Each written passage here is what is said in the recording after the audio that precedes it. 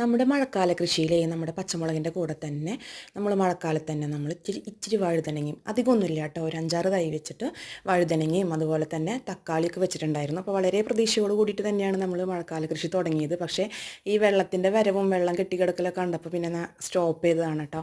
അപ്പോൾ എന്തായാലും ഇനി മഴ ഒന്ന് ഒതുങ്ങട്ടെ എന്ന് വിചാരിച്ചിട്ട് ചെയ്തതാണ്. അത് കഴിഞ്ഞിട്ട് ചെയ്യാമെന്ന് വിചാരിച്ചിട്ട് നിർത്തി വെച്ചതാണ്. ഇന്നിപ്പോൾ പ്രധാനമായിട്ടൊരു കാര്യം പറയാമെന്ന് വെച്ച് കഴിഞ്ഞാൽ, നമുക്ക് മഴക്കാലത്ത് ഏറ്റവും കൂടുതൽ നമുക്ക് കൃഷിയിൽ സക്സസ് മാത്രമല്ല കേട്ടോ, ഒരുപാട് പരാജയങ്ങൾ നമുക്ക് വരാറുണ്ട്. അത് വിചാരിച്ചിട്ട് നമ്മൾ കൃഷി നിർത്താറൊന്നുമില്ല, നമ്മൾ വീണ്ടും വീണ്ടും ചെയ്തുകൊണ്ടിരിക്കുക, അതാണ് ചെയ്യേണ്ടത്. അപ്പോൾ നമുക്ക് കണ്ടോ, വഴുതനങ്ങയിലൊക്കെ നമുക്ക് തണ്ട് തുരപ്പൻ്റെ ആക്രമണം ഉണ്ടാവാറുണ്ട്. കണ്ടോ, തണ്ടിൻ്റെ ഉള്ളിൽ കൂടെയാണ് ഇങ്ങനെ കണ്ടോ, ഇങ്ങനെ വന്നിട്ട് നമുക്ക് പുഴുക്കൾ വന്നിട്ട് തണ്ട് നാശമായി പോകാറുണ്ട്.